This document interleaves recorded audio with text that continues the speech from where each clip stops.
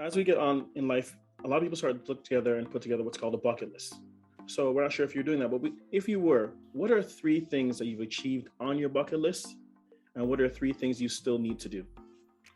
Well, it's hard to rate these things or quantify them or rank them. But I'd say one of the biggest things on my bucket list, which was an advice from my father, God bless him, be your own boss. In fact, he had a way of showing that he would say, putting his hand in a concave way and say, when Friday comes, his hand goes on top.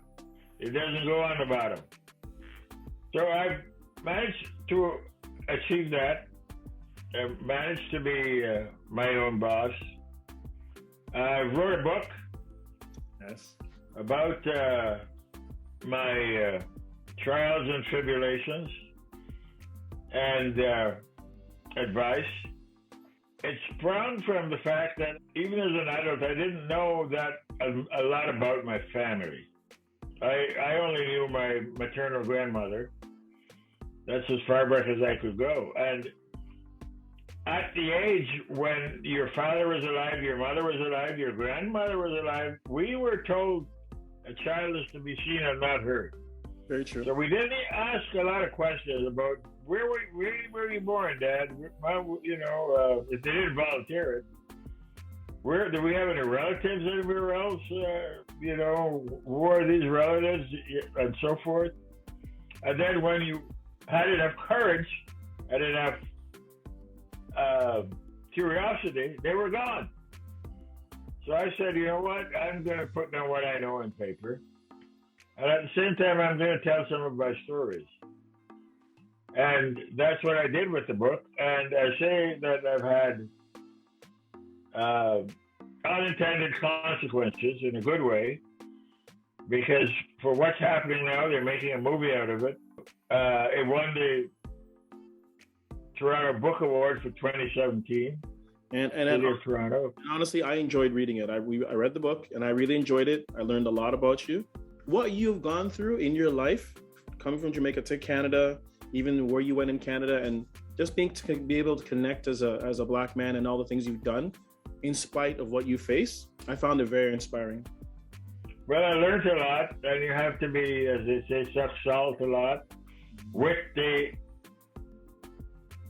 eyes on the prize, with the tenacity of purpose. Mm-hmm. And one of the things that I also have as my bucket list is to help my community. And I have been able to do that with the breakfast program, with the kids, even with the JCA. I had several reasons for paying off the mortgage at the JCA. I knew Bromley Armstrong as a personal friend. I knew him as a family friend.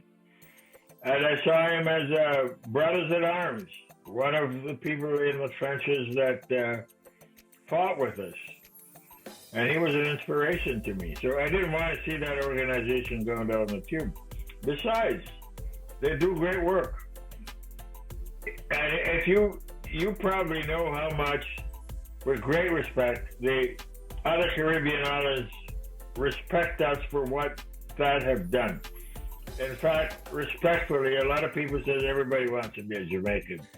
But it's institutions like these that bring on those feelings. Mm-hmm. So it behooves us to maintain that. As far as bucket list things go, I've done a lot of other things. I've been to Bora Bora. I've been to all the Grand Slam events in tennis and the tennis nuts.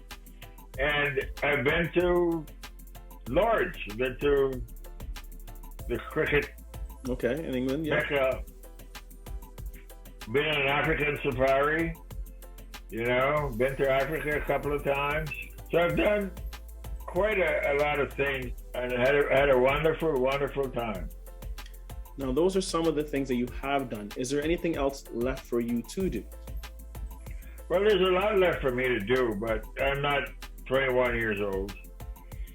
What I can do now is nurture the institutions some of which I founded, and help to support my community and help give my community authenticity, give them a voice.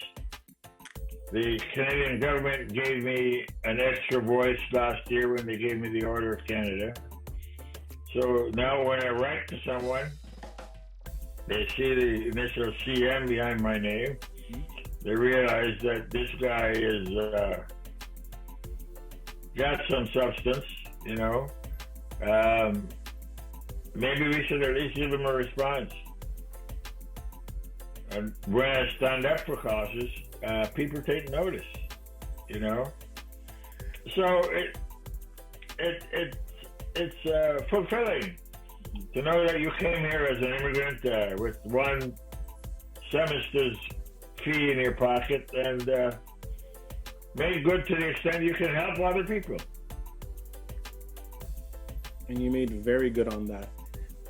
Well, Mr. Jolly, I can't even begin to explain to you how thankful I am for you to give us the time to speak with you today. You've lived a long, full life, and you've set a really good example of not just being a business person, but being a philanthropist and being a fighter for our community as well, too. Because sometimes that gets underscored how much you've really fought. You know, I was reading in your book, you know, like your car at the time was a makeshift ambulance when you guys were protesting and all these things. Because some people, even myself, I'm involved, but I could be more involved. And I read that in your book. So I want to thank you for all the contributions that you've done for us to make it better for us, even though sometimes you don't see it, but you've done a lot to help push forth the struggle and the cause of us as Black people. So again, I want to personally thank you for that. And I want to thank you for speaking with us today. It's my pleasure talking to you, Elaine. And thank you for the opportunity to expose some of these things. I hope as an example to people who might be on the fence and realize that you're not going to lose what you have if you contribute some of it, whether by acclamation or whether by financial. Mm-hmm. It's every little bit helps. There's unity in numbers. Definitely. So thank you for the opportunity to air these things. Mm-hmm. Appreciate it, sir. It's my pleasure. And like they say in Jamaica, many hands make light work. And the more hands, the lighter it is. There you go. There you go. Perfect. Thank you so much. Thank you, Tony, sir. Thank you very much. Okay. And you're watching Caribbean Vibrations. Thanks for watching Caribbean Vibrations. Follow us on social media at CaribVibe or visit our website, CaribbeanVibrationsTV.com. I'm your host and guide, Alan, and we'll see you next time on Caribbean Vibrations.